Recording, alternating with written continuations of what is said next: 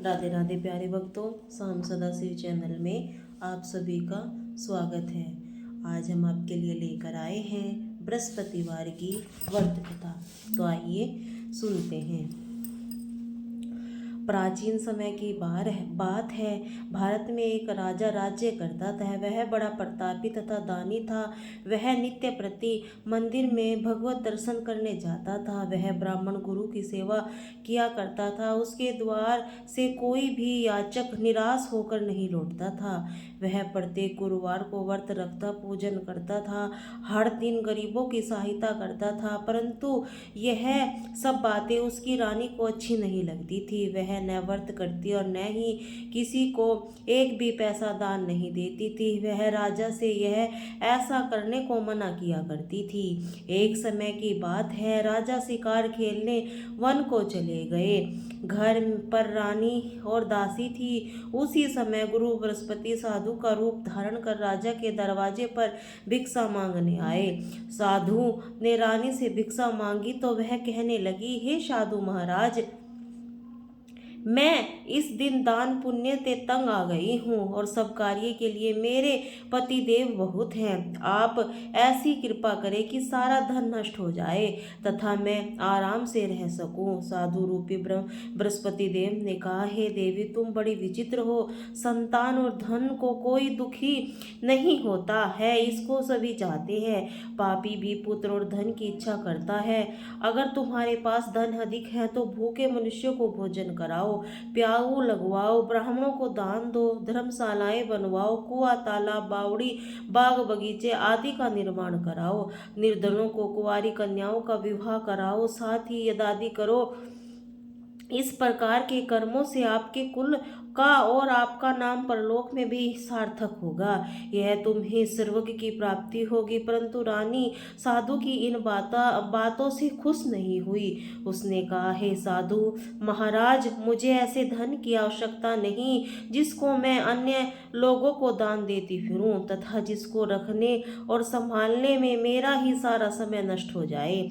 साधु ने कहा, हे देवी, यदि तुम्हारी ऐसी ही इच्छा है तो जैसा मैं तुम्हें बतलाता हूँ तुम वैसा ही करना। बृहस्पतिवार के दिन घर आंगन को गोबर से लीपना, अपने केसों को पीली मिट्टी से धोना, केसों को धोते समय स्नान करना, राजा से कहना वह हजामत करवाएं, भोजन में मांस मदिरा खाना, कपड़े धोबी से के यहाँ धुलने देना। इसी प्रकार सारी बृहस्पतिवार को करने से तुम्हारा सारा धन नष्ट हो जाएगा। यह कहकर साधु महाराज रूपी बृहस्पति देव अंतर ध्यान हो गए। रानी ने साधु से कहने के अनुसार 7 बृहस्पतिवार तक वैसा ही करने का विचार किया। साधु के बताए अनुसार कार्य करते हुए केवल 3 बृहस्पतिवार ही बीते थे।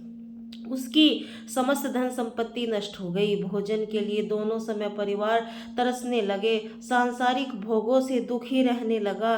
तब राजा रानी से कहने लगे कि हे रानी, तुम यहाँ पर रहो, मैं दूसरे देश को जाता हूँ, क्योंकि यहाँ पर मुझे अभी मनुष्य जानते हैं, इसीलिए मैं यहाँ पर कोई काम नहीं कर सकता। अब मैं परदेश में जा रहा हूँ, वहाँ कोई काम धंधा करूँगा, शायद हमारे भाग्य बदल जाए। ऐसा कह राजा परदेश चला गया। वहां जंगल में लकड़ी काट कर लाता और शहर में बेचता। इस तरह जीवन व्यतीत करने लगा। इधर राजा के बिना रानी और दासियां दुखी रहने लगी। किसी दिन भोजन मिलता, किसी दिन जल पीकर ही रह जाती। एक समय रानी ने दासियों को 7 दिन बिना भोजन के व्यतीत करने पड़े तो रानी अपनी दासी से कहा, हे दासी, यहाँ पास में के एक नगर में मेरी बहन रहती हैं, वह बड़े धनवान है, तू उनके पास जा, वहां से 5 सेर बेझर मांग कर ले आ, जिससे कुछ समय के लिए गुजारा हो जाएगा। दासी रानी की बहन के पास गई। रानी की बहन उस समय पूजा कर रही थी। बृहस्पतिवार का दिन था। दासी ने रानी की बहन से कहा, हे रानी, मुझे आपकी बहन ने भेजा है, मुझे 5 सेर बेझर दे दो। दासी ने यह बात अनेक बार कही, परंतु रानी की बहन ने कोई उत्तर नहीं दिया, क्योंकि वह उस समय बृहस्पतिवार की कथा सुन रही थी। जब दासी को रानी की बहन ने कोई उत्तर नहीं मिला तो वह बहुत दुखी हुई, उसे क्रोध भी आया। वह लौटकर रानी से बोली, हे रानी, आपकी बहन बहुत ही घमंडी है, वह छोटे लोगों की बात भी नहीं करती। मैंने उससे कहा तो उसने कोई उत्तर नहीं दिया, मैं वापस चली आई। रानी बोली, हे दासी, इसमें उसका कोई दोष नहीं है। जब बुरे दिन आते हैं तब कोई सहारा नहीं देता, अच्छे बुरे का पता विपत्ति में ही लगता है। जो ईश्वर की इच्छा होगी वही होगा, यह सब हमारे भाग्य का दोष है। उधर रानी की बहन ने सोचा कि मेरी बहन की दासी आई थी, परंतु मैं उससे नहीं बोली, इससे वह बहुत दुखी हुई होगी। अंत कथा सुनकर विष्णु भगवान का पूजन समाप्त कर वह अपनी बहन के घर आई और कहने लगी, हे बहन, मैं बृहस्पतिवार का व्रत कर रही थी, तुम्हारी दासी हमारे घर गई थी, परंतु जब तक कथा होती तब तक हम लोग न उठते हैं और न ही बोलते हैं, इसीलिए मैं नहीं बोली। कहो दासी क्यों आई थी? रानी बोली, बहन, हमारे घर अनाज नहीं था, वैसे में तुमसे कोई बात छिपी नहीं है, इसी कारण मैंने दासी को तुम्हारे पास 5 सेर बेझर लेने के लिए भेजा था। रानी की बहन बोली, बहन देखो, बृहस्पति भगवान सबकी मनोकामना पूर्ण करते हैं, देखो शायद तुम्हारे घर में भी अनाज रखा हो। यह सुनकर दासी घर के अंदर गई तो वहां उसे एक घड़ा बेजर का भरा मिल गया। उसे बड़ी हैरानी हुई क्योंकि उसने एक एक बर्तन देख लिया था। उसने बाहर आकर रानी को बताया। दासी अपनी रानी से कहने लगी, हे रानी, देखो, वैसे हमको अब अन्न नहीं मिलता तो हम रोज ही व्रत करते हैं, अगर इसमें इस व्रत की विधि और कथा पूछ ली जाए तो उसे हम भी कर लिया करेंगे। दासी जी कहने लगी, रानी अपनी बहन से बृहस्पतिवार व्रत के बारे में पूछा। उसकी बहन ने बताया, हे रानी बहन, बृहस्पतिवार को सूर्योदय से पूर्व उठकर स्नान करके बृहस्पतिवार का व्रत करना चाहिए, लेकिन उस दिन सिर नहीं धोना चाहिए। बृहस्पतिवार के व्रत से चने की दाल, मुनक्कों से विष्णु भगवान को केले के वृक्ष की जड़ में पूजन करे तथा दीपक जलावे। उस दिन एक सी समय भोजन करे, भोजन पीले खाद्य पदार्थ का करे, कथा सुने। इसी प्रकार करने से गुरु भगवान प्रसन्न होते हैं, अन्न पुत्र धन देते हैं। इस तरह व्रत और का भोजन विधि बतलाकर रानी की बहन अपने घर लौट गई। दासी और रानी दोनों निश्चय किया कि बृहस्पति देव भगवान का पूजन जरूर करेंगे। 7 दिन बाद जब बृहस्पतिवार आया तो उन्होंने व्रत रखा। गुड़साल में जाकर चना और गुड़ की बीन लाई, उसकी दाल से ये केले की जड़ में भगवान विष्णु का पूजन किया। अब भोजन कहाँ से आए? दोनों बड़ी दुखी हुई, परंतु उन्होंने व्रत किया था, इसी कारण बृहस्पति देव भगवान प्रसन्न थे।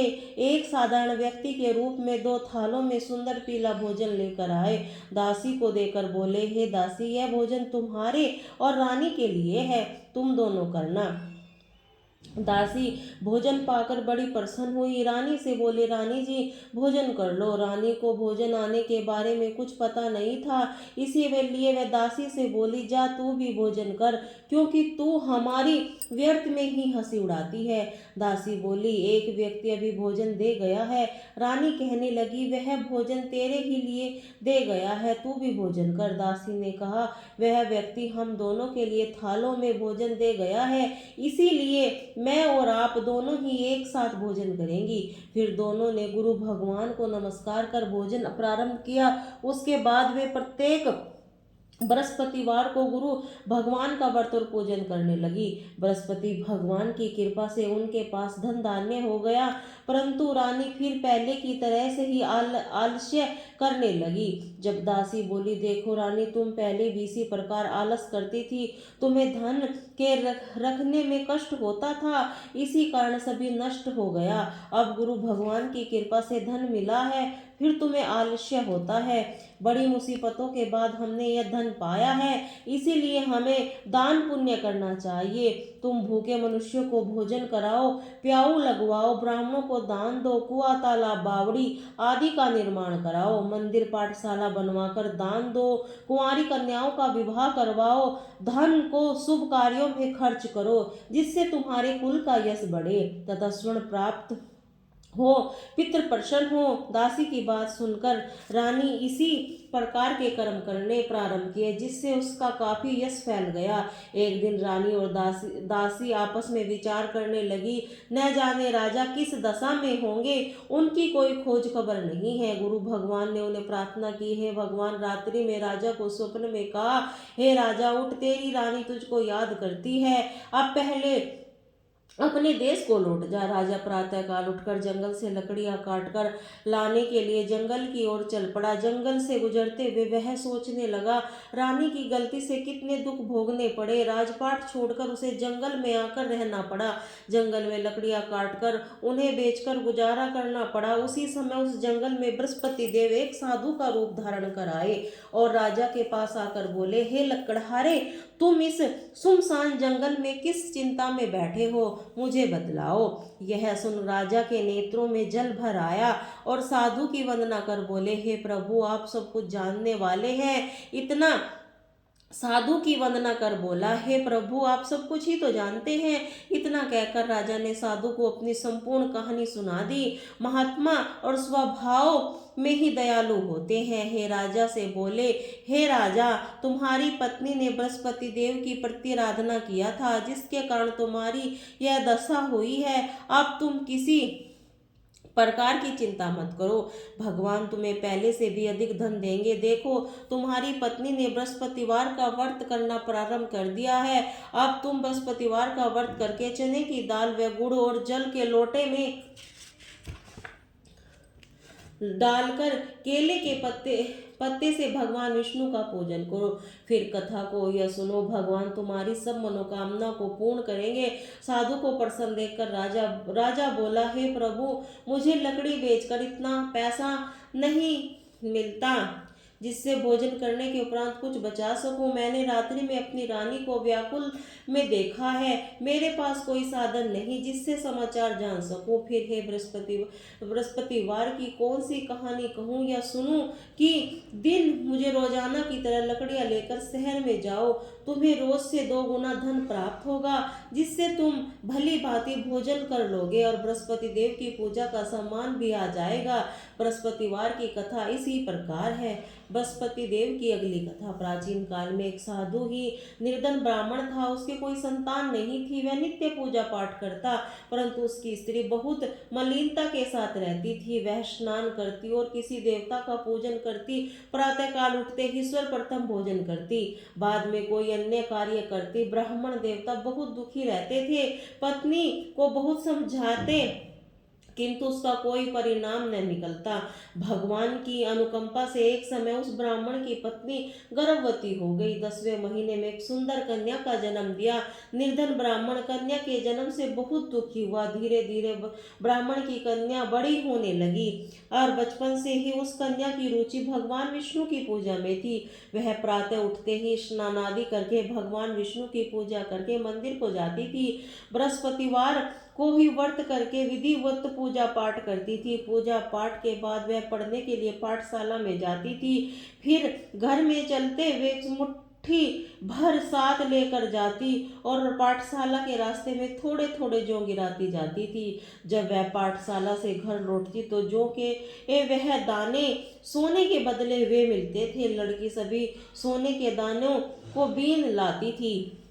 एक दिन जब वह सोने के दानों को साफ कर रही थी, उसकी माँ ने कहा, बेटी, सोने के दाने साफ करने के लिए सोने का सूप होना चाहिए। अगले दिन बृहस्पतिवार था। उसने भगवान बृहस्पति देव की पूजा करके प्रार्थना की, हे भगवान, यदि मैंने आपका व्रत विधिवत किया है तो मुझे सोने का सूप दे दो।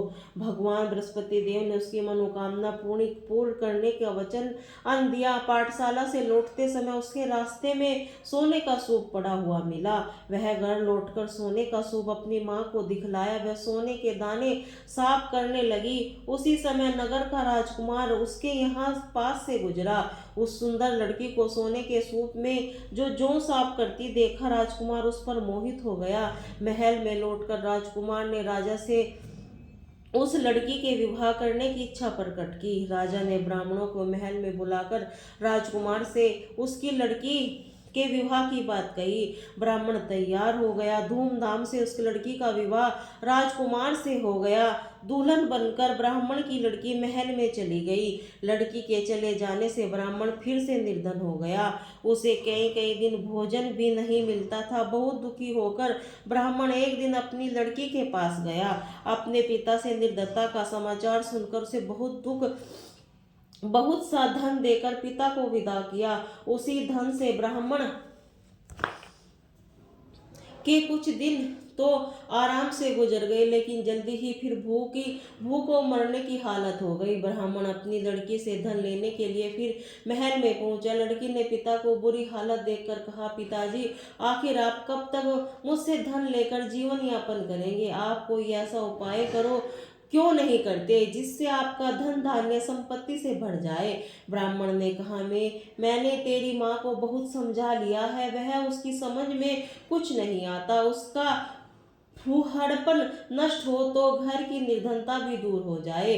वह कुछ सोचकर लड़की के पिता से कहा, पिताजी, आप कुछ दिनों के लिए माँ को मेरे पास छोड़ जाओ। वह कुछ सोचकर ब्राह्मण पत्नी ही को लड़की के पास महल में छोड़ गया। लड़की ने अपनी माँ से कहा, माँ, तुम कल प्रातः काल उठकर स्नादि करके भगवान बृहस्पति देव विष्णु भगवान जी की पूजा अवश्य करना। पूजा करने से तुम्हारी निर्धनता अवश्य दूर हो जाएगी। लेकिन उसकी माँ ने उसकी कोई बात नहीं मानी। तब वह क्रोधित होकर लड़की ने अपनी माँ को एक कक्ष में बंद कर दिया। सूर्योदय के समय माँ को उठाकर जबरदस्ती उसे स्नान कराया, फिर मंदिर ले जाकर भगवान बृहस्पति देव की पूजा कराई। कुछ दिनों तक ऐसा करने पर माँ की बुद्धि में परिवर्तन हुआ और वह स्वयं बृहस्पति देव का पूजन करने लगी। उसके व्रत करने से ब्राह्मण के घर में भगवान विष्णु की अनुकंपा से धन्य की वर्षा होने लगी। दोनों पति पत्नी धन संपत्ति पाकर आनंद पूर्वक जीवन यापन करते हुए विष्णु धाम को चले गए। लकड़हारे बने राजा के कुछ साधु ने भगवान बृहस्पति देव को यह कथा सुनकर बृहस्पति द्वार का व्रत करके भगवान विष्णु की पूजा की। उस दिन सभी कलेश दूर हो गए, लेकिन अगले बृहस्पतिवार को कामकाज अधिक व्यस्त रहने के कारण उसने भगवान बृहस्पति देव का व्रत नहीं किया। भगवान बृहस्पति देव लकड़हारे से क्रोधित हो गए। भले भूल की सजा दी। एक दिन नगर में राजा के नगर में घोषणा कर दी, सबको सूचित किया, प्रत्येक नागरिक को मेरे महल में भोजन करने आए। जो नहीं आएगा उसे अपराधी मानकर भारी दंड दिया जाएगा। लकड़हारा बने राजा के उस अवसर नगर में जाकर राजा को घोषणा तो सुनी, लेकिन जंगल में लकड़ी काट कर लाने और उन्हें बेचने में देर हो जाने के कारण वह समय पर महल में नहीं भोजन करने नहीं जा सका। राजा के सैनिक लकड़हारे को पकड़कर महल में ले गए। राजा ने उसे महल में एक कक्ष में बैठाकर भोजन कराया। उस कक्ष में एक खूंटी पर रानी के सोने का हार लटका हुआ था। लकड़हारा अकेला उस कक्ष में भोजन कर रहा था। तभी उसने एक आश्चर्यजनक घटना घटती देखी। देखते ही देखते वह खूंटी हार को निकल गई। थोड़ी देर के बाद राजा ने हार का गायब देखा तो लकड़हारे के कारावास में डलवा दिया। लकड़हारा मन ही मन अपने भाग्य को कोसने लगा। तभी उसे जंगल में मिले साधु का स्मरण आया। थोड़ी देर में भगवान बृहस्पति देव सन्यासी के रूप में उसके सामने प्रकट हुए और कहा, हे लकड़हारे, तूने भगवान बृहस्पति देव की पूजा नहीं की, इसी कारण तुम्हें कष्ट हुआ है। लेकिन अब चिंता मत करो, बृहस्पतिवार के दिन कारागार के दरवाजे पर तुम्हें कुछ पैसे पड़े हुए मिलेंगे। उन पैसों से भगवान बृहस्पति देव का व्रत करके अपनी पूजा करोगे तो तुम्हारे सब कष्ट दूर हो जाएंगे। बृहस्पतिवार के दिन दरवाजे पर पड़े मिले पैसों से चने और गुड़ मंगवाकर लकड़हारे ने बृहस्पति देव की कथा कही और भगवान बृहस्पति देव प्रसन्न होकर उस नगर के राजा को स्वप्न में लकड़हारे को कारागार से मुक्त करने को कहा।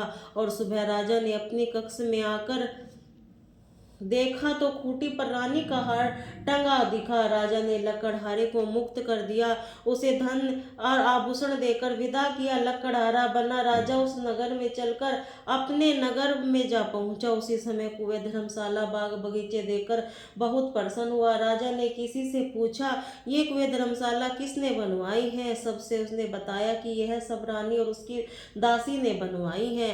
राजा महल में पहुंचा। रानी ने उसका भव्य स्वागत किया।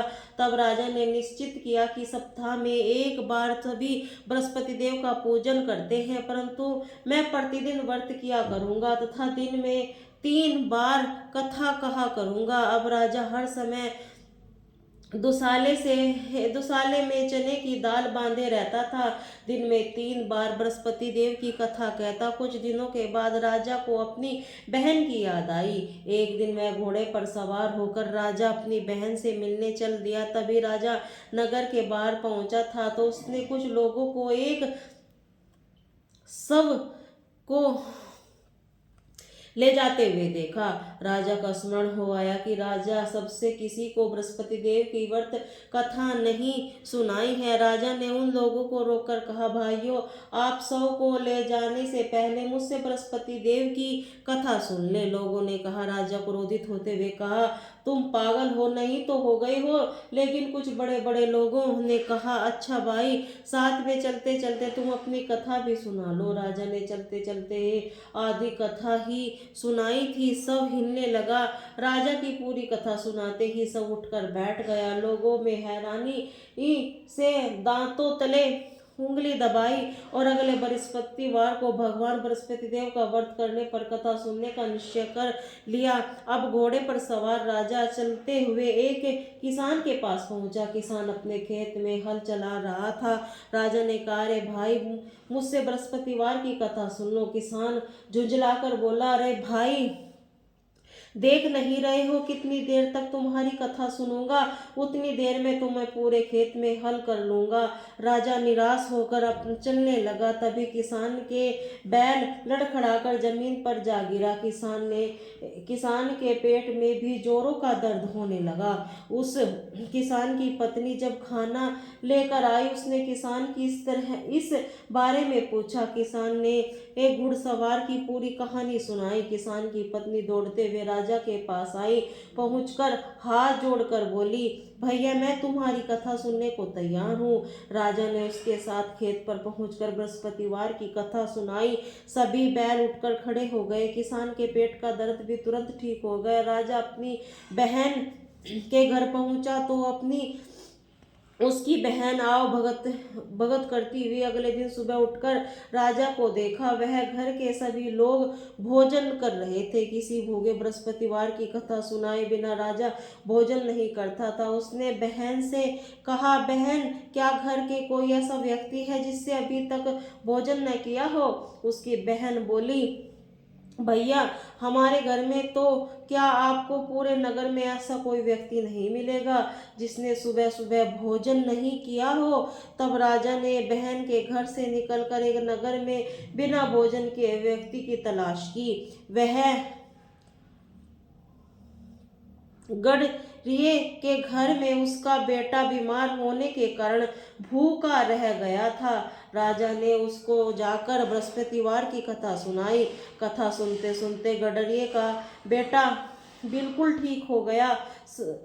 सबने राजा को बहुत प्रशंसा की। एक दिन राजा अपनी बहन से कहा, बहन, अब हम अपने घर को जाना चाहते हैं, तुम भी हमारे साथ चलो, कुछ दिन वहां रहकर लौट आना। राजा की बहन ने अपनी सास से पूछा तो सास ने ताने देते हुए कहा, बहू, मायके जाना तो अकेली जाना, मेरे पोतों को नहीं ले जाना। तुम्हारे भाई की कोई संतान